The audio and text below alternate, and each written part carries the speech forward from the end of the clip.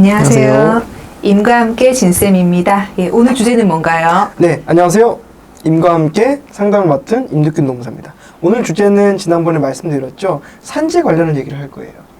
일을 하다 아프면 어떻게 대응해야 될지, 그리고 산재로 인정되면 어떤 부분이 좋을지에 대해서 얘기를 해보려고 합니다. 예, 일을 하다가 아픈 경우에 산업재해로 인정된다는 얘기는 많이 알고 있는데요. 이거 산업재해로 인정되면 어떤 부분이 좋은지 궁금하네요. 네, 일 때문에 내가 아프다면 산업재해입니다. 노동자들이 일을 하다 다칠 경우를 대비해서 병원은 국가에 산업재해 보상보험이라는 보험을 들어놓습니다. 예. 내가 산재로 인정이 되면 국가에서 치료비가 나오고요. 그리고 다쳐서 일을 못한 기간 동안에 70%의 임금이 국가에서 나옵니다. 네. 치료 비용은 건강보험상 급여 항목에 제한되긴 합니다. 다만 건강보험은 자기부담금이 있잖아요, 보통. 근데 산업재해는 국가에서 더 준다라고 생각하시면 될 것 같습니다. 예, 그럼 산업재해로 인정되면 좋을 것 같은데 네. 물리치료사분들이 가장 많이 상담하는 산재 사례가 어떤 경우가 있는지 알고 싶어요. 네, 산재라는 거는 결국 업무 때문에 다친 것, 업무상 재해라고 합니다. 첫 번째, 쉽게 생각하는 거죠. 내가 일을 하다 넘어졌다. 업무상 사고가 발생했다고 해요. 왜냐하면 갑작스럽게 넘어진 사고가 발생했기 때문에. 이 경우라면 몇 월 며칠 몇 시에 내가 병원에서 넘어졌다 라고 치료받는 병원에 가서 얘기하면 됩니다. 쉽게 인정될 수 있어요.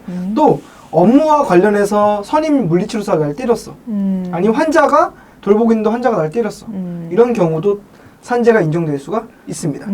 그리고 두 번째는요, 출퇴근 중 혹은 점심 먹고 오다가 다친 경우, 사고가 발생한 경우 산재가 가능할 수 있습니다. 이건 뒤에서 좀 자세히 말씀을 드릴게요. 세 번째로는 내가 도수치료 같은 걸 많이 해서 어깨가 아프고 허리가 아프고 이런 경우도 산재로 인정될 수가 있습니다.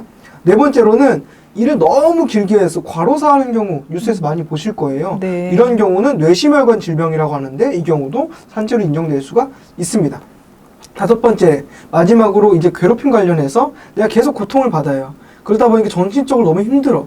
이 경우도 산재가 될 수 있다라고 생각하시면 좋을 것 같습니다. 예, 알겠습니다. 그럼 병원에서 일하다가 다친 경우라면 네. 쉽게 산재가 가능하다고 말씀해 주신 것 같은데 네. 그럼 출퇴근하다가 다치는 경우도 있잖아요. 그것도 산재로 인정될 수 있을까요? 네, 2016년쯤에는 언제가 산재가 됐냐면요. 병원에서, 회사에서 출퇴근 차량을 제공해줘요. 근데 그 차량을 타고 가다가 사고가 나요. 이 경우 산재였습니다. 근데 작은 병원에서 입사했어요. 그래서 출퇴근 차량이 없어요. 아니, 지하철 타고 가고 있었어요. 근데 넘어졌어요. 다쳤어요. 산재 안 됐습니다. 이상하지 않나요? 이상하네요. 그리고 공무원들은 웬만하면 다 되거든요. 출퇴근 산재가. 이상하잖아요. 그래서 이상하네. 어떤 분이 헌재에 소송을 걸게 됩니다. 이거 헌법에 불합치한다. 너무 차별 아니냐. 그래서 헌재에서 뭐라고 나왔냐면요. 헌법재판소에서 이거 헌법 불합치하다. 법 다시 바꿔라. 잘 됐네요. 그래서 2018년 1월 1일부터는 출퇴근 중에 통상적인 경로와 방법을 사용했다면 산재로 인정될 수 있다라고 바뀌었습니다. 통상적인 방법이라고 하면은 그럼 언제 출퇴근제가 인정되는지 궁금하네요. 네, 일단은 내가 사는 곳, 주거지죠. 예. 주거지로부터 내가 일하는 병원까지 가는 길이어야 됩니다. 아. 이건 당연한 거겠죠. 예. 두 번째는 그 과정에서 중단이 없어야 됩니다. 뭐 예를 들면 퇴근하다가 제가 뭐 광화문에 있는 병원에서 일을 해요. 퇴근하다가 친구가 부릅니다. 종로에서 술 한잔 할래? 종로까지 이동을 해요. 그 순간 중단이 된 거기 때문에 출퇴근 제외가 안 됩니다. 아시겠죠? 네. 다만 뭐 일상용품을 사러 간다거나 아니면 저녁 찬거리를 사러 간다거나 아니면 내가 일이 끝나고 대학교를 다니시는 분들도 있잖아요. 보통 예. 물리치료사분들 3년 대학을 나오면 4년째는 뭐 다른 대학교 가는 경우도 있는데 그쵸. 일하다가 이런 경우 대학교를 가다가 다친 경우도 산재로 인정될 수가 있어요. 그리고 뭐 예를 들면 뭐 내 자녀가 있어서 학교를 데려다 준다거나 뭐 이런 경우도 산재로 인정될 수가 있습니다. 그리고 통상적인 방법이어야 되네요. 네, 또 통상적으로 방법이어야 되는데 예를 들면 버스 타고 30분이에요. 근데 자전거 타고 40분이에요. 이 정도면 통상적이라고 할 수 있겠죠. 그렇죠. 다만 버스 타고 30분인데 걸어가면 삥 돌아가서 한 2-3시간 걸린대요. 왜 굳이? 네, 왜 굳이? 그죠? 왜 굳이 그랬어야 되냐? 음. 그래서 이런 경우로 다른 사람이었으면 이런 출퇴근을 안 했을 텐데 라고 한다면 산재가 안 될 수 있습니다. 그렇네요. 또 문제가 뭐가 있냐면요. 교통법규 위반으로 사고 나는 경우가 있어요. 예를 들면 차를 끌고 가고 있는데 빨간불에 차를 신호 위반을 했어요. 아니면 과속을 했어요. 사고 나는 경우 산재로 인정될 거냐. 원래는 산재의 원칙상은 정말 내가 고의로 사고를 내거나 아니면 정말 중대한 과실이 있거나 이런 경우가 아니라면 산재가 인정되거든요. 근데 이 교통법규 위반을 중과실로 보는 공단이 있었어요. 근로복지공단에서 그런 사례가 좀 있었거든요. 그래서 논란이 되니까 공단에서는 알겠어. 일단은 그 교통법규 위반 때문에 발생한 사고 평소라면 안 발생했다면 평소라면 안 발생했겠지만 교통법규 위반 때문에 발생했다는 사고라면 산재 인정 안 해주는데 웬만하면 인정해줄게. 이런 식으로 바꾸긴 했지만 또 공단 신고에도 교통법규 위반이면 잘 안 되는 경우가 있어요. 소송까지 가야 되고 이런 경우가 있어서 추천드리는 거는 어렵네요. 네, 교통법규는 웬만하면 지키면 좋겠다. 지키자. 교통법규 위반이라고 하더라도 일단은 산재를 신청해보자. 이렇게 정리할 수 있을 것 같습니다. 알겠습니다. 네. 또 우리 또 점심시간에 밖에 나가잖아요. 네. 이렇게 왔다 갔다 하면서 이제 다치는 경우도 있을 텐데 네. 어떻게 봐야 될까요? 네, 산재보험법에서는요, 휴게 시간 중에 사업주 지배 관리 하에 있다고 볼 수 있는 행위로 인해서 발생한 경우라면 뭐 산재가 가능하다. 그러면 궁금하잖아요. 사업주의 지배 관리 하에 있다는 게 무슨 의미일까? 그러게. 예전에는요, 구내 식당에서 밥을 먹거나 혹은 병원장이 특정 식당을 지정했어요. 여기서 밥 먹고 와. 근데 거기서 밥 먹다가 다쳤어요. 이 경우만 산재가 인정됐습니다. 좀 이상하지 않나요? 이상하네. 식당 네. 없는 곳은 어떡하죠? 맞아요. 작은 병원 같은 경우 구내식당 보통 없고 따로 밥 먹는 경우도 있는데 맞아요. 그래서 공단에서 지침을 변경했습니다. 어떻게 변경했냐면 그래 괜찮아 밥 먹고 예를 들면은 걸어서 한 10분 정도 거리 차량 타고 10분 정도의 거리에서 밥 먹고 올 수 있잖아요. 이러다가 다친 경우라면 산재 인정해줄게. 다만 개인적인 활동을 한다거나 예를 들면 보통 점심시간에 은행 많이 가시잖아요. 은행 갔다 오는 길에 다치거나 친구를 만난다거나 아이고. 이런 경우라면 산재 힘들다 이렇게 좀 결정하고 있습니다. 참고하고 계셔야겠네요. 네. 예. 여기 물리치료사 분들이 또 도수 치료를 하시는 분들이 많으세요. 손목이 좀 아프신 분들이 많으시다고 하시더라고요. 그러니까 병원에 가보니까 뭐 팔목 터널 증후군이라고 뭐 그럴 경우에 산재가 가능하냐 이렇게 물어보시는 분이 계셨어요. 네. 그 근골격계 관련해서는 사실 이 영상을 보시는 분들이 훨씬 전문가일 거예요. 예. 이분들은 뭐 전문적인 아예 물리치료사 분들이니까. 다만 저는 산재법 관련해서 그다음에 산재를 어떻게 접근해야 되는지 좀 얘기를 해드릴게요. 네. 말씀해 주신 것처럼 일을 하다 보면 허리를 많이 쓰는 경우 있죠. 예. 뭐 디스크가 걸리는 경우도 있을 그렇죠. 거고요. 예. 아니면 목 디스크가 걸리는 경우도 있고. 이 경우라면 만약에 불안정한 동작에서 예를 들면 허리를 뭐 30도 정도 굽힌 상태에서 계속 일을 했다. 이게 5년 넘게 근무했다. 그리고 무거운 것도 많이 들었다. 이 경우라면 산재로 인정될 수 있습니다. 물리치료사분들 대부분이 손목 통증을 호소하시는 분들이 많아요. 예. 맞아요. 뭐 아까 얘기한 뭐 터널 증후군이라든지 예, 예. 이런 경우라면 산재 가능성이 높은데요. 공단에서는요 안마사 직종 같은 경우는 손을 많이 쓰잖아요. 그래서 2년 이상 근무하면 웬만하면 산재로 다 인정해주겠다. 이렇게 얘기하고 있습니다. 네. 그래서 내 허리 어깨가 아픈 게 내 취미 때문이 아니라 내 나이 때문이 아니라 내 일 때문이지 않을까라는 생각을 좀 하셨으면 좋을 것 같습니다. 네. 일 때문이다. 네, 네. 알겠습니다. 생각해 주시고요. 또 최근에 뉴스를 보시면은 네. 택배 기사분들이 과로사로 많이 돌아가신 소식이 좀 안타까운 소식이 많이 있어요. 네, 맞아요. 그래서 일을 너무 오래 하셔서 그런 경우인데 이런 과로사의 경우에도 산재가 가능할까요? 네, 되게 안타까운 사례죠. 과로사의 경우 뇌심혈관 질병이라고 해요. 예. 뇌와 심장이 멈추거나 아픈 경우입니다. 네, 네. 보통은 혈압이 터지거나 뭐 이런 경우가 있잖아요. 그 공단에서는요, 이런 뇌심혈관의 주된 원인 중 하나로 과로, 스트레스를 삼고 있습니다. 뭐 예를 들면 공단의 판단 기준을 좀 얘기해 볼게요.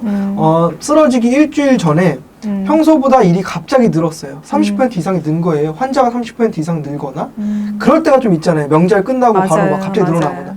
그리고 택배기사분들은 명절 때 엄청 늘죠, 일이.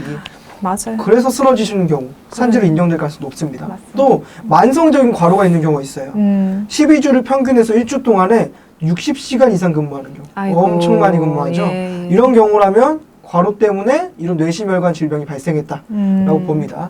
또 1주 52시간이 넘어가면 넘어갈수록 힘들어진다. 그렇죠. 몸이 아파진다라고 인정을 하고 있어요.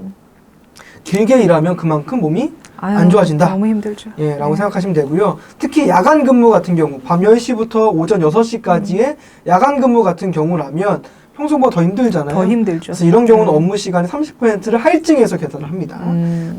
그리고 업무 시간이 길어지면 길어질수록 업무 내용이 물리적으로 힘들거나 육체적으로 힘들수록 그리고 추운 장소나 더운 장소에 일할수록 아니면 교대제처럼 근무 시간을 확인하기 어려울수록 아니면 야간 근무를 계속할수록 이런 경우라면 과로가 계속 쌓인다고 봐서 업무와 관련성이 매우 높다라고 판단하고 있어요.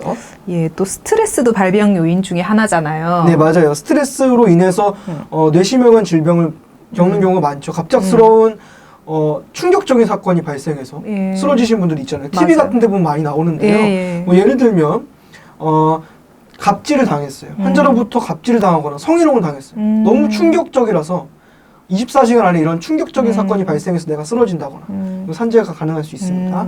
그리고 또 뭐 예를 들면 물리치료와 관련한 기계를 내 실수 때문에 파손이 됐어요. 날 자른데 이거에 대해서 손해배상하래. 맞아요. 잠도 못 자잖아요. 그럼요. 그로 인해서 쓰러지신 분들도 있습니다. 이런 경우도 산재가 가능하다는 점 생각하시면 좋을 것 같아요. 뇌심혈관 질병은 사실상 너무 심각한 질환입니다. 왜냐하면 보통 이 질병 걸리시면 못 일어나셔서 돌아가시거나 일어나시더라도 뭐 장애가 남거나 맞아요. 이런 분들이 네. 많거든요. 그래서 업무를 좀 너무 장기간 업무를 안 하고 장시간 업무를 안 하고 업무 시간이 좀 줄어들고 좀 행복하게 일을 했으면 좋겠어요. 맞습니다. 그죠? 다만 만약에 주변에서 이런 분들이 있다. 만약에 쓰러지신 분이 있다라고 하면 이 사람이 너무 과로했기 때문이 아닐까라고 생각하시고 저희한테 상담을 해주셨으면 좋겠습니다. 알겠습니다. 꼭 산업재해 적용을 받으시면 좋겠어요. 네, 그런 분들은. 맞아요. 예, 아까 또 이제 직장 내 괴롭힘으로 인한 산재가 가능하다고 하셨잖아요. 또 어떤 사례들이 있을까요? 네, 아까 전에 말씀해드렸는데요. 상급자나 원장 혹은 환자가 갑질을 했어요. 그래서 너무 힘들어요. 아이고, 그래서 정신적으로 힘들어서 뭐 잠도 못 자고 밥도 못 먹어요. 예, 밥도 못 먹어요. 밥도 못 먹고 그리고 막 우울하고 아유. 그리고 의욕도 저하되고 이런 경우라면 정신질환을 좀 의심해 보셔야 됩니다. 예, 뭐 우울증 에피소드 혹은 적응장애라고 하는데요. 이 경우도 산재로 인정될 수가 있습니다. 제가 실제로 산재를 대리한 사건이 있어요. 이분 같은 경우는 상담을 많이 하는 사람인데 이용자가 갑질을 한 거예요. 엄청 갑질을 해서 이분이 저한테 얘기를 했어요. 일단은 그 갑질을 당하고 6시에 퇴근했는데 집에 못 들어갔대요. 아이고. 밤 11시까지 그냥 거리를 방황을 하고 마음이 힘들어서. 네, 마음이 힘들어서. 아이고. 그 다음부터 잠을 못 자고 그 다음에 이분이 얘기하는 거는 심장이 엄청 빨리 뛰고 그 다음에 아이고. 의욕이 전혀 안 나더래요. 아무것도 못 하겠고. 그래서 처음에는 이제 신경과라든지 이런 데 갔다고 합니다. 근데 거기서 큰 병원 가시니까 바로 이제 정신과로 보내서 심리 검사 받으시고 이 원인이 이 가해자의 갑질 때문이다. 라고 인정이 돼서 산재로 인정됐거든요. 아이고. 이분 1년 동안 지금 치료받고 계신데 이런 사례도 있다는 걸 좀 생각을 해보시고 산재 가능하다는 점 좀 말씀을 드리고 싶고요. 또 일을 하다가 특히 물리치료사분들은 불특정 다수의 환자들을 많이 만나잖아요. 맞아요. 그래서 감염병에 되게 취약한 직종입니다. 예, 예. 뭐 코로나19라든지 아니면 뭐 폐결핵이라든지 그렇죠. 이런 게 뭐 환자로 인해서 내가 발생을 했다라고 한다면 산재가 가능하다는 점 좀 그렇군요. 생각을 해보셨으면 좋겠습니다. 알겠습니다. 네. 예, 이번 시간에는 산재에 대해서 얘기해 봤는데요. 내가 아프면 혹시 이게 일 때문이진 않을까 생각을 한번 해보시는 게 좋을 것 같아요.